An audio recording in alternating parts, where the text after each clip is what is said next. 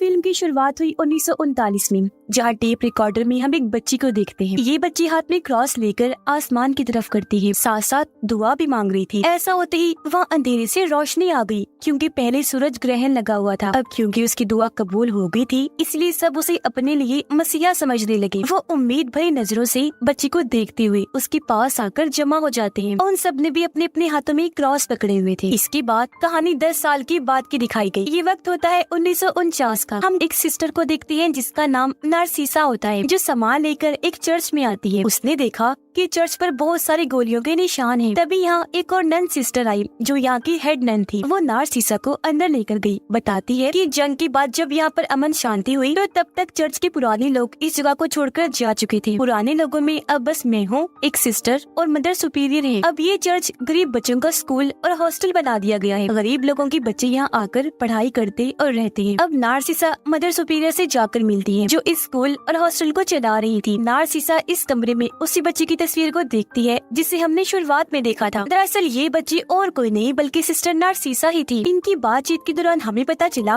कि नारसीसा यहाँ बच्चों को पढ़ाने आई है, क्योंकि हाल ही में एक सिस्टर स्कूल छोड़ के चली गई थी, पर कोई भी नहीं जानता था कि वो अचानक कहाँ चली गई। अब नारसीसा को एक कमरा दिया गया, जहाँ वो अपना सामान रखने लगती है, पर उसका सूटकेस आगे नहीं जा रहा था। उसने जब चेक किया तो वहाँ एक बॉक्स पड़ा हुआ था, जिसे खोलने पर अंदर एक खत, एक सिस्टर की तस्वीर और एक कैंची थी। तस्वीर पर इस सिस्टर का नाम भी था, जो सोकोरो होता है। उसकी तस्वीर हाथ में लेकर नारसीसा सिस्टर सोकोरो का नाम लेती है। ऐसा होते ही सामने बड़ी कुर्सी हिलने लगी, जो एक आवाज के साथ नीचे गिर जाती है। तभी कोई बाहर का दरवाजा जोर जोर से पीटने लगता है। हालांकि नारसीसा दरवाजा खोलकर देखती भी है, पर वहाँ उसे कोई भी दिखाई नहीं देता। लेकिन हाँ, उसे अपने कमरे के सामने वाली दीवार पर एक निशान बना दिखता है, जो पहले नहीं था। पर वो इसे नजरअंदाज करके अपनी क्लास में आ जाती है बच्चों को पढ़ाने के लिए। वो सबसे पहले बच्चों को अपने बारे में बताकर ब्लैक बोर्ड पे अपना नाम लिखने लगती है। और अब जैसे नारसीसा ने अपना नाम लिखा, सभी बच्चे अजीब तरह से डरने लगे। मुँह ही मुँह में कुछ बोलने लगती है। एक बच्ची रोजा तो इतनी डर जाती है कि उसका टॉयलेट ही निकल जाता है। क्लास खत्म होने के बाद नारसीसा रोजा के पास आई, पूछती है कि जब मैंने ब्लैक बोर्ड पर अपना नाम लिखा था तो तुम और सारे बच्चे क्यों डर रहे थे? पर रोजा के कुछ भी बताने से पहले उसकी जुड़वा बहन रोजा को बोलने से मना करती है कि वो नारसीसा को कुछ न बताए। अब जब नारसीसा अपने कमरे में आई तो उसने देखा कि दीवार पर बना वो निशान, जो मैंने पहले भी देखा था, वो अब थोड़ा और बढ़ गया है। रात ही रात में किसी ने वहाँ एक और लकीर खींच दी थी, पर नारसीसा अभी भी इस पर इतना ध्यान नहीं देती। बाद में मदर सुपीरियर उसे एल्बम दिखाती है, जिसमें उन सिस्टर्स और नन्स की भी तस्वीरें थी, जिन सबकी यहाँ काम करते करते मौत हुई। एल्बम में एक तस्वीर गायब थी, जो देखकर नारसीसा समझ जाती है कि ये गायब तस्वीर जरूर सिस्टर सोकोरो की होगी, जो उसे कमरे में मिली थी। वापस अपने कमरे में आकर सिस्टर सोकोरो की तस्वीर देखने लगती है। एक बार फिर कुर्सी हिलने लगी, जो आवाज के साथ नीचे गिर जाती है। पहले की ही तरह फिर से कोई जोर जोर से दरवाजा पीटने लगा। वो कान लगाकर सुनती है, लेकिन कोई नहीं था। अब उसे लगने लगा कि ये जरूर मेरे किसी गलती की वजह से ही हो रहा है मेरे साथ, इसीलिए वो अपने आप को ही पीटने लगी, क्योंकि उनके रिलीजन मजहब में ये माना जाता है कि अगर आप खुद को मारकर सजा देंगे तो ऐसे आपके किए हुए गुनाह धुल जाए। अब हम सभी बच्चियों को देखते हैं, जो साथ वाले कमरे में सो रही थी। एक बच्ची उठ जाती है, क्योंकि उसे वॉशरूम जाना था, इसीलिए वो रोजा को अपने साथ चलने का कहती है। अब हालांकि रोजा को बाहर से अजीब आवाजें आ रही थी, लेकिन वो फिर भी नजरअंदाज करके अपनी दोस्त के साथ वॉशरूम में आ जाती है। पर यहाँ भी अजीब होने लगा। अचानक ही पानी वाला नल अपने आप ही खुल जाता है। पूरा बाथटब भर गया। पानी भी जोर जोर से हिलने लगता है, पर अचानक ही सारा पानी कहीं गायब हो गया। तब बाथटब में रोजा को किसी के कटे हुए बाल मिलते हैं। वो बालों को देख ही रही थी कि तभी यहाँ उसे किसी और के होने का भी एहसास होता है, जिस वजह से वो जोर से चिल्लाती है। चीख की आवाज सुनकर यहाँ हेड नन आ जाती है। अब जो बच्चियां अंदर सो रही थी, उनमें से भी एक बच्ची चीखने लगती है। वो बताती है कि नींद में ही किसी लड़के ने मेरे बालों को काट दिया है, क्योंकि वहाँ कैंची भी पड़ी थी और उसके बाल भी गायब थे। अब क्योंकि इस बच्ची के ही बाल रोजा को बाथरूम में मिले थे, तो सबको लगता है कि बाल रोजा ने ही काटे। हालांकि वो बेचारी रो रो कर मना भी करती है कि मैंने ऐसा कुछ नहीं किया, लेकिन कोई भी उसकी बात पे यकीन नहीं करता। हेड नन तो उसे काफी मारती भी है। अगले सुबह नारसीसा जब क्लास में आई तो उसने देखा कि आज रोजा क्लास में नहीं है। उसे पता चला कि हेड नन ने सजा के तौर पर उसे एक सेल में बंद कर दिया है। नारसीसा जब उसके पास सेल में गई तो रोजा उसे बताती है कि हाँ, वो हरकत मैंने नहीं की थी। उस वक्त मैंने बाथरूम में किसी बच्ची की आत्मा को देखा था। वो सिर्फ मुझे ही नजर नहीं आई, बल्कि आपके आने से पहले भी कई सारे लोगों को आत्माओं की आवाजें आई और वो दिखाई भी दी। और तो और हम सब बच्चों को दीवार पर वो निशान बना हुआ देखा था जैसा आपके कमरे के सामने बना हुआ था। हमने जब ये बात उस सिस्टर को बताई जिसकी जगह पर आप आई हो, तो उसने तस्वीर का एक पैर बनाकर उस नामुकम्मल तस्वीर को पूरा कर दिया। ऐसा उन्होंने इसलिए किया ताकि वो हम सब बच्चियों को बता सके कि यहाँ कोई आत्मा नहीं है, जबकि आत्मा यहाँ पर है। लेकिन जब उस सिस्टर ने तस्वीर को पूरा किया तो उसका नाम अपने आप ही ब्लैक बोर्ड पर लिखा गया, जिसके बाद वो गायब हो गई। किसी को भी नहीं पता कि वो कहाँ गई है, जिनकी जगह पर फिर बच्चों को पढ़ाने के लिए आप आई। आगे रोजा बताती है कि आप जब पहले दिन क्लास में आई थी, जब अपना नाम ब्लैक बोर्ड पर लिख रही थी,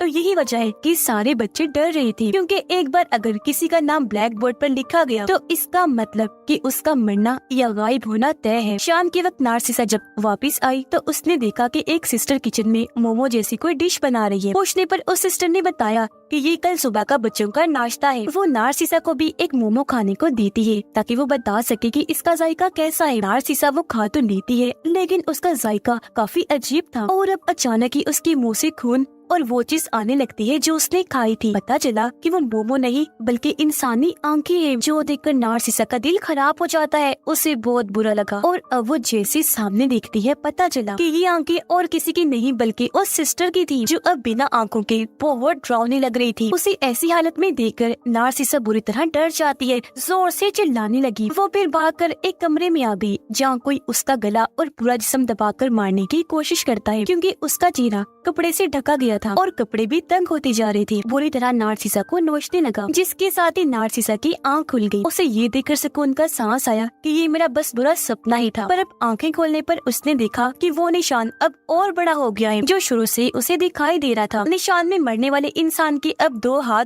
और एक पैर भी होता है और अब बस एक पैर ही बनना रह गया था, जिससे ये तस्वीर पूरी हो जाएगी। खैर, इस चीज को फिर से नजरअंदाज करके नार्सिसा बच्चों को पढ़ाने के लिए आ जाती है, जहाँ एक बार फिर बच्चे हल्का हल्का बोलते हुए डरने लगती है। रोजा तो इतना डर गई कि फौरन उठकर वहाँ से भाग जाती है। तभी नार्सिसा देखती है कि अब ब्लैक बोर्ड पर रोजा का ही नाम लिखा हुआ है, पर वो यहाँ से सीधा रोजा के पास आई ताकि उसे संभाल सके। नार्सिसा उसे समझाने की कोशिश करती है कि देखो, घबराने की कोई जरूरत नहीं है, मैं तुम्हारे साथ हूँ। रोते हुए रोजा उसे बताती है कि एक बच्चे की आत्मा मुझे अब हर जगह दिखाई दे रही है। नार्सिसा को समझ नहीं आती कि वो क्या करे। तब वो रोजा का हाथ पकड़ के तस्वीर का आखिरी पैर बनाकर उस तस्वीर को पूरा कर देती है, ताकि पहले वाली सिस्टर की ही तरह उसे बता सके कि यहाँ कोई आत्मा नहीं है। पर अचानक रोजा फिर से डर गई। नार्सिसा को कहती है कि तुम्हारे पीछे कोई है, पर अब वो बच्चे की आत्मा नहीं बल्कि डरावनी औरत है। जैसे नार्सिसा उसे देखने के लिए मुड़ी, वहाँ पर कोई भी नहीं था, पर अब वापस देखने पर रोजा गायब हो जाती है। नार्सिसा काफी घबरा गई। वो और रोजा की जुड़वा बहन हर जगह उसे ढूंढती है, लेकिन वो कहीं भी नहीं मिली। घबराहट में नार्सिसा हेड नन को भी बता देती है कि रोजा गायब हो गई है, पर वो तो नार्सिसा को ही डांटने लगती है। वो उस पर काफी भड़की, ये स्कूल छोड़ जाने को कहती है। ऐसा लग रहा था जैसे हेड नन ये नहीं चाहती कि यहाँ जो कुछ भी हो रहा है नार्सिसा उसके बारे में पता लगवाए। पर नार्सिसा रोजा को ढूंढते हुए अब एक छोटे से कमरे में आ गई, पर वो यहाँ से बाहर जा ही नहीं पाती, क्योंकि दरवाजा बंद करके कोई उसे यहाँ कैद कर देता है। तभी उसे सामने कई सारी आंखें दिखाई देने लगती हैं और पीछे से ढेर सारी हाथ आकर नार्सिसा को पकड़ लेते हैं, उसे डराने और मारने की कोशिश करती हैं। नार्सिसा यहाँ जिसका नाम लेकर भाग जाती है। तब उसे अपने सामने रोजा की लाश दिखाई देती है। वो काफी दुखी हो गई, जिसके बाद रोजा को दफनाने की तैयारी होने लगी। नार्सिसा काफी रो रही थी। फिर वो उदास मन से ये चर्च स्कूल छोड़कर जाने लगती है। अब वो जैसे सूरज को देखती है, सूरज ग्रहण लगने लगता है, बिल्कुल वैसे ही जैसे उसके साथ बचपन में हुआ था। तब की तरह एक बार फिर यहाँ अंधेरा छा जाता है, लेकिन कुछ देर बाद जैसे ग्रहण हटा तेज रोशनी आती है, पर घुटनों के बल बैठकर वो फिर भी सूरज को देखती रही। एक मिनट के लिए भी आंखें नहीं हटाती और इसी के साथ नार्सिसा की आंखें चली जाती हैं, यानी वो अंधी हो गई थी। पर आंखें ना होने के बावजूद भी वो सब कुछ देख पा रही थी कि आखिर यहाँ पर हुआ क्या था। ये वो वक्त था जब जंग छिड़ी हुई थी। नार्सिसा देखती है कि जंग के दौरान कुछ लुटेरे इस चर्च में घुस आए थे। एक लुटेरे ने बेचारी सिस्टर सोकोरो के साथ बहुत गलत कर दिया, जो देखकर नार्सिसा को इतना बुरा लगा कि वो चिल्लाने लगती है। चीख की आवाज सुनकर प्रेजेंट टाइम में सबको पता चल गया था कि नार्सिसा की आंखें चली गई, इसलिए वो लोग उसे लाकर कमरे में लिटा देते हैं। जिसके बाद नार्सिसा दोबारा से सिस्टर सोकोरो की तस्वीर को अपने हाथ में ले लेती है। एक बार फिर पास्ट के उस वक्त से जुड़ जाती है। देखने लग गई कि सोकोरो के साथ जब लुटेरे ने गलत किया था उसके बाद क्या हुआ था। नार्सिसा देखती है कि उस हादसे के बाद सिस्टर सोकोरो की बेटी पैदा हो गई, पर चर्च की इज्जत न चली जाए इसलिए मदर सुपीरियर सोकोरो की बेटी को चर्च के अंदर ही पालती है, कभी उसे बाहर जाने नहीं देती। अपनी यादों में नार्सिसा ये सब देख ही रही थी कि तभी प्रेजेंट टाइम में सोकोरो की आत्मा उसके सामने आ जाती है। अब तक नार्सिसा को भी पता चल गया था कि सिस्टर सोकोरो के साथ पास्ट में कितनी ज्यादती हुई है, इसीलिए वो उस पर तरस खाकर सिस्टर सोकोरो का हाथ थाम लेती है। हाथ के पकड़ते ही नार्सिसा सोकोरो के साथ पास्ट में आ गई, जहाँ उसने देखा कि सोकोरो की बेटी बड़ी हो गई है। अब एक दिन उस बच्ची को तेज बुखार हो गया, लेकिन मदर सुपीरियर, हेड नन और दूसरी सिस्टर उसे डॉक्टर के पास नहीं लेकर जाती। उनकी सोच थी कि अगर वो चर्च से बाहर गई तो सबको पता चल जाएगा कि ये बच्ची सिस्टर सोकोरो और उस लुटेरे की है, तो चर्च की काफी बदनामी होगी। तो इसीलिए वो लोग सोकोरो को एक कमरे में बंद करके उसकी बच्ची का बुखार खुद ही ठीक करने की कोशिश करते हैं। वो तेज ठंडे पानी से बाथ टब को भरकर बच्ची को उसमें लिटाने की कोशिश करते हैं, पर पानी बहुत ज्यादा ठंडा था, इसलिए बच्ची हाथ पाँव मारने लगती है। पर इस बीच बच्ची का सर जोर से टकरा गया, खून निकलने लगता है। अचानक ही बच्ची ने हरकत करना बंद कर दी, यानी कि उन लोगों के हाथों बच्ची की जान चली गई। अपनी बेटी के मरने का जब सोकोरो को पता चला तो वो इस गम को बर्दाश्त नहीं कर पाई और अपनी जान ही ले लेती है। और अब पास्ट में ये सब होते हुए देखकर नार्सिसा को बहुत बुरा लगा। वो उस कमरे को खोल देती है जहाँ उन तीनों ने सिस्टर सोकोरो को बंद करके रखा था, जो कमरा